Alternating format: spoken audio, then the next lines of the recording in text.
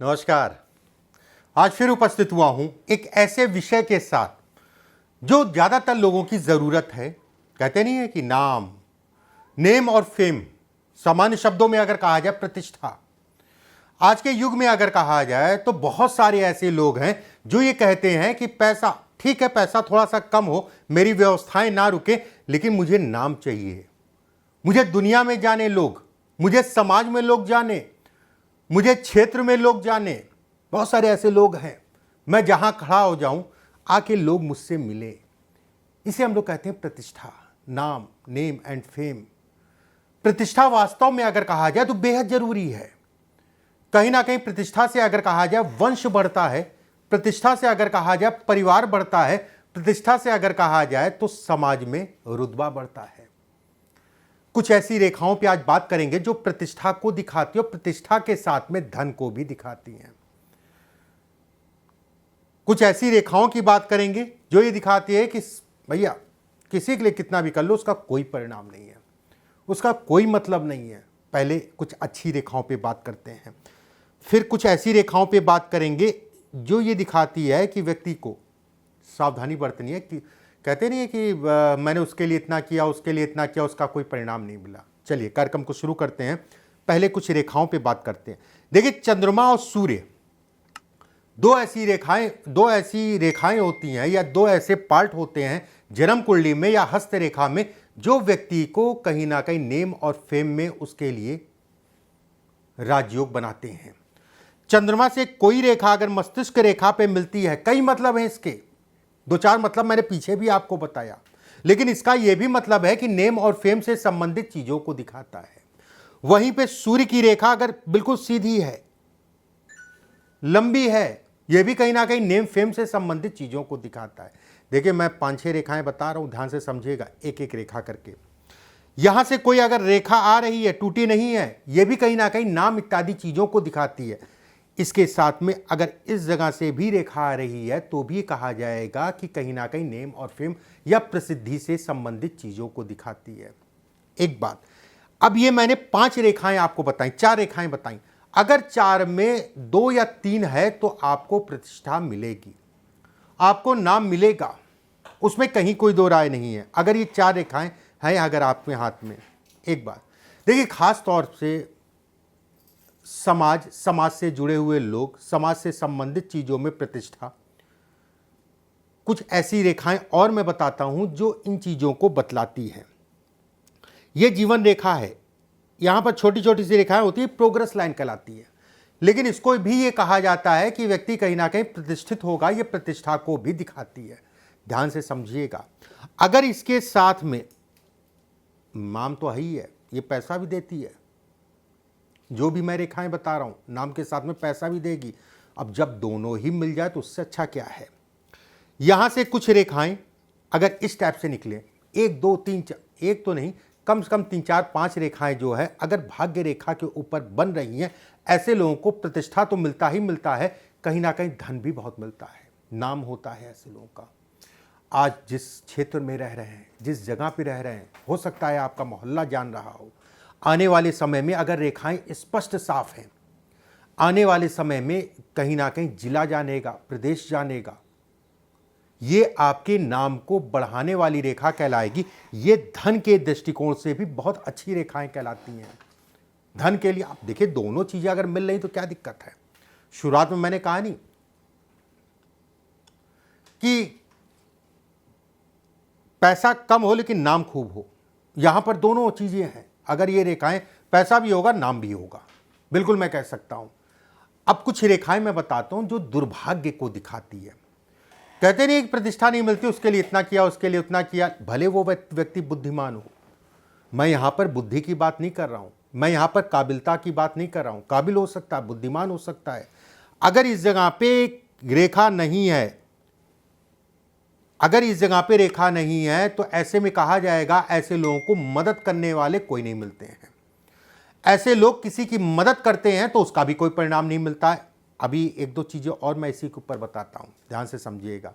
ये प्रतिष्ठा में कमी करती है। सूर्य और चंद्रमा 2 ऐसे ग्रह हैं जो व्यक्ति को प्रतिष्ठा इत्यादि चीजें दिलाते हैं, उसमें संदेह नहीं है। अगर ये रेखा है प्रतिष्ठा मिलेगी। अगर इस जगह पे रेखा है स्पष्ट साफ है तो ऐसे में कहा जाएगा कि व्यक्ति के अंदर हुनर होगा, काबिल भी होगा। अगर ये रेखा है तो लंबे समय तक स्थिर होगा। काम धाम से संबंधित चीजों में ये स्थिरता को दिखाती है, धन से संबंधित चीजों में उसको बढ़ाती है। देखिए बहुत सारे लोग ऐसे आपने देखे होंगे कि खेल जगत में थे, क्रिकेट में थे, सबसे लोकप्रिय खेल अगर कहा जाए, एक मैच खेला, 2 मैच खेला, अंतर्राष्ट्रीय अगर कहा जाए, उसके बाद धीरे धीरे जो है कहीं ना कहीं गायब हो गए, लोगों के बीच से जो है कहीं ना कहीं निकल गए। बहुत सारे हीरो हीरोइन ऐसे थे, एक पिक्चर चली और खूब चली, दूसरे में जो है धीरे धीरे जो है किनारे हो गए, दूसरी पिक्चर ही नहीं आई। अब उसकी भी रेखा समझ लीजिए। अब जैसे मैंने ये रेखा भी आपको कहा कि ये रेखा, अगर ये रेखा के ऊपर बहुत सारी रेखाएं बनने लग जाए, ऐसे ऐसे करके रेखाएं बनने लगे, ऐसे ऐसे करके रेखाएं बनने लगे, तो भी कहा जाएगा कि नाम को, जब तक आपके हाथ में ये सीधी रेखा थी तब तक आपको प्रतिष्ठा मिली, नाम मिला।